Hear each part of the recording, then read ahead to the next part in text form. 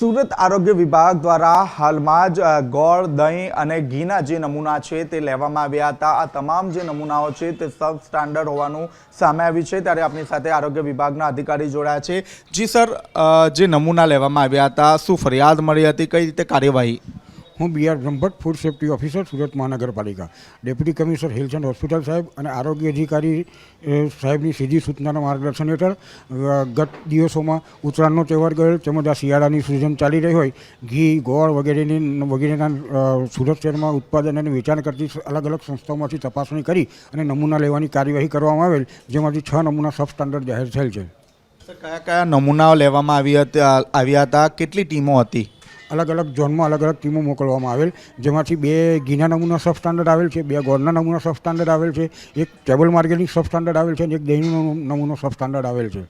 Sir, હવે કયા પ્રકારની કાર્યવાહી, જે રીતે સબ સ્ટાન્ડર્ડ આવ્યા છે, આ કેટલું હાનિકારક હોય છે લોકો માટે?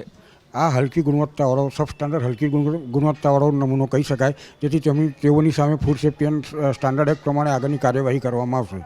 તો આપે જે રીતે જોયું તે રીતે ઉત્તરાયણના પર્વને લઈને ખાસ રહીને આરોગ્ય વિભાગ દ્વારા અલગ અલગ જે ઝોન છે તે ઝોન વિસ્તારમાં અલગ અલગ દુકાનોમાં જે સેમ્પલ લેવાની કામગીરી હાથ ધરવામાં આવી હતી। હાલમાં સેમ્પલના રિપોર્ટ તો આવી ગયા છે, પરંતુ સૌથી મહત્ત્વની વાત એ છે કે જે લોકો છે તે લોકો ઘી, ગોળ સહિતના તમામ જે વસ્તુઓ છે તે આરોગી લીધું છે અને ત્યારબાદ જે રિપોર્ટ છે તે રિપોર્ટ આવ્યો છે। હાલ તો આ જે તમામ જે વસ્તુઓના જે સેમ્પલ છે તે હલકી ગુણવત્તાના હોવાનું સામે આવ્યું છે।